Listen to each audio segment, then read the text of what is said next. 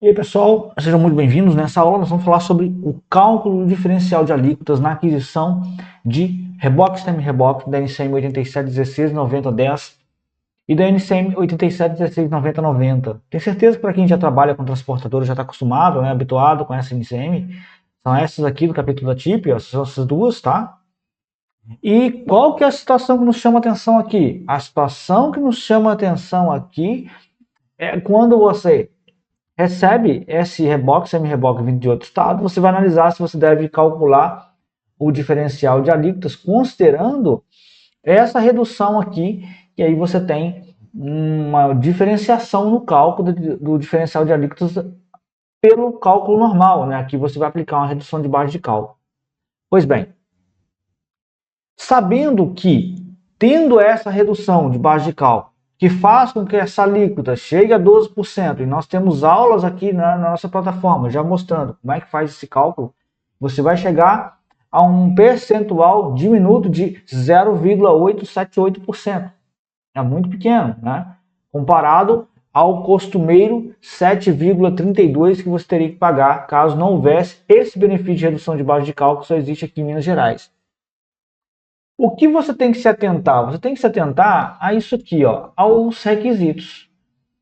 Então, ele diz que eu tenho que adquirir esse reboque, semi-reboque, de estabelecimento industrial fabricante ou pelo estabelecimento distribuidor. E aqui é que vem o problema. Porque o Estado de Minas Gerais, ele não traz o conceito de estabelecimento distribuidor. Ele traz o conceito de centro de distribuição lá no inciso 13º do artigo 185. Qual que é o problema aí? Poxa, aqui, se eu receber uma nota fiscal com CFOP 602, eu consulto o CNPJ, tem atividade de atacado. Beleza. E aí, eu posso me valer desse benefício de redução ou não? Porque aqui ele está falando de estabelecimento de distribuidor, mas o regulamento CMS, aqui no artigo 26, ele quer dizer o estabelecimento distribuidor do estabelecimento industrial fabricante ou qualquer estabelecimento distribuidor que tenha atividade de distribuição atacado. É isso aí que não ficou esclarecido. E quando você vem ao regulamento, lá no inciso 3º do artigo 185, ele vai conceituar para você o que é um centro de distribuição. Então, nós vamos entrar no regulamento CMS, lá no artigo 185, para que vocês possam observar o imbróglio, o limbo tributário que nós temos aqui em Minas Gerais nessa questão. Quando vem aí uma operação do industrial fabricante, diga-se CFOP 601, tranquilo, né? Tranquilo, você não vai ter dúvidas, né? A própria operação te mostra. Agora, a dúvida fica quando vem aí um CFOP que mostra que é um estabelecimento atacadista e distribuidor. E aí cai nesse limbo tributário. Vejamos aqui como está classificado, né? No artigo 185, o que é um centro de distribuição. Aí já não tem estabelecimento de distribuidor. Minas Gerais vem trazer o conceito de centro de distribuição. Já é uma diferença, né? Para dar uma complicada ainda mais, principalmente para quem está começando, mas tudo bem, né? Vamos lá. Aqui, ó, considera centro de distribuição. Vamos lá. Primeiro, o exclusivo.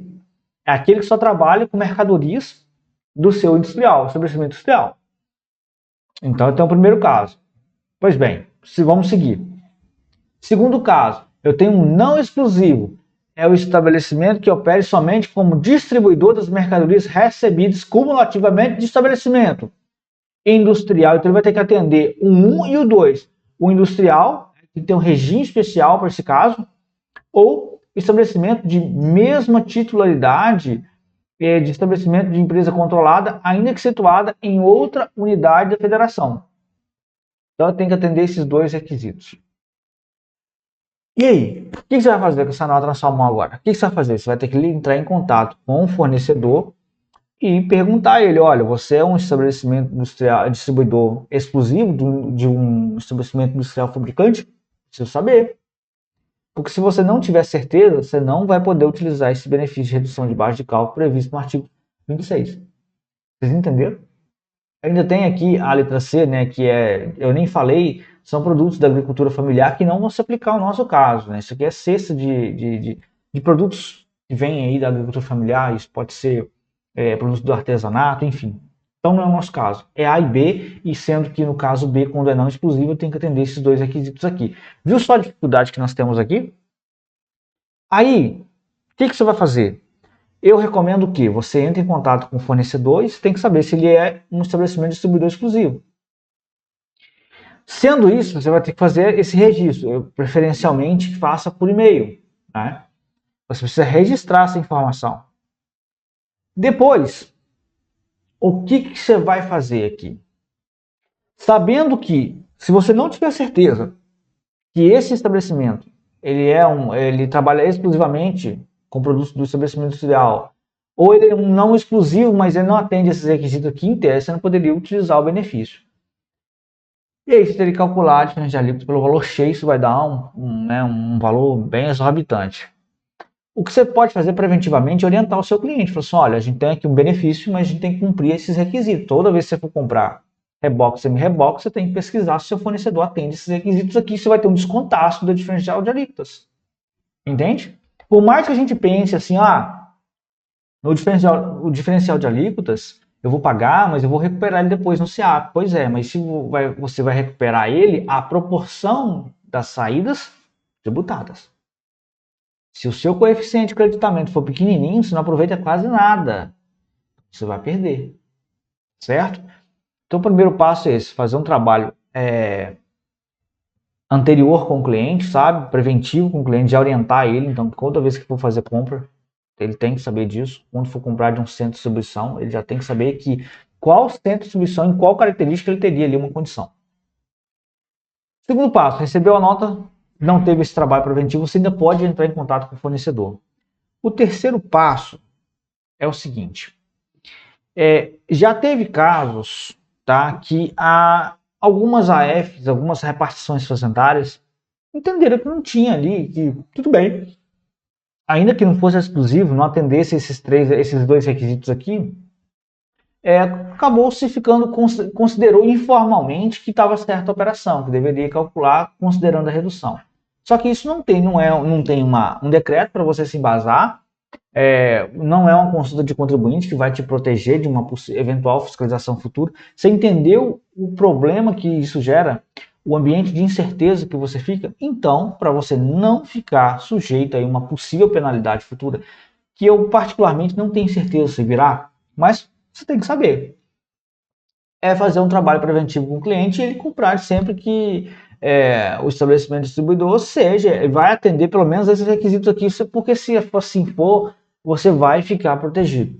Mas, agora eu faço uma crítica. O regulamento ICMS de Minas Gerais precisa ser mais objetivo nessa questão. Ele precisa, pelo menos mudar lá no artigo 26, mudar aqui, ou pelo centro de distribuição do estabelecimento industrial, porque aqui já tem uma outra questão aqui. Aqui nós temos que discutir também se ele não está querendo dizer para nós que o estabelecimento distribuidor tem que ser exclusivo. Aí seria pela letra A aqui do inciso 13. Vocês entenderam? Esse que é o problema. Aí tem que entrar em contato com a Cefaz. Assim, você pode também fazer um contato com a repartição fazendária, mas de início, se já atender esse requisito, você não precisa fazer contato com ninguém. Você já tem seu direito líquido certo de fazer aí o cálculo do diferencial de alíquotas considerando essa redução. Tá certo?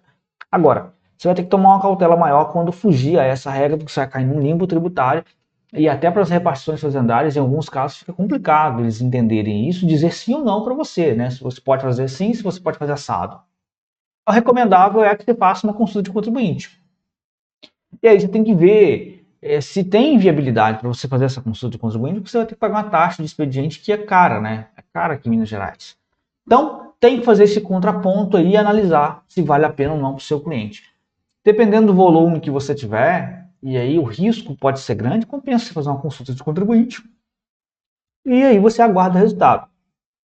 Se ela entender que, ainda não sendo um estabelecimento distribuidor exclusivo, ainda não atendendo a letra B também, que você poderia utilizar o benefício da redução de base de cálculo, joia, mas aí você vai fazer essa tomada de decisão junto com o seu cliente e aí fica seguro. Vocês entenderam? Bom, sobre esse cálculo diferencial de alíquotas, era isso que eu queria passar para vocês. Tendo dúvida, deixa aí nos comentários da aula que a gente responde assim que possível. Beleza? Até mais.